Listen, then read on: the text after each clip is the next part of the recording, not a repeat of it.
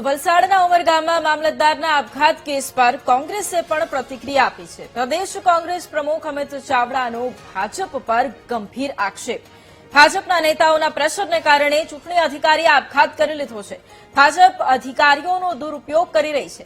કામના દબાણને કારણે ચૂંટણી અધિકારીએ આપઘાત કર્યો છે। મામલતદારે ટ્રેન નીચે પડતું મૂકી અને આપઘાત કર્યો છે।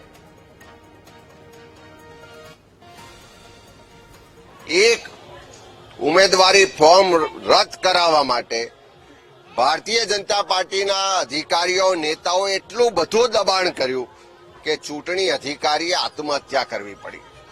એ જ બતાવે છે કે આ દબાણની જોડ જુલમની જે રાજનીતિ ચાલી રહી છે, સત્તામાં બેઠેલા જે પોલીસ અને પ્રશાસનનો દુરુપયોગ કરી રહ્યા છે, એની હદ આવી ગઈ છે। હવે જો એને રોકવામાં નહીં આવે તો જનતાની સાથે રહીને એ અધિકારીઓ એ કર્મચારીઓને પણ ખુલ્લા પાડીશું અને એમને પણ ઘર ભેગા કરીશું।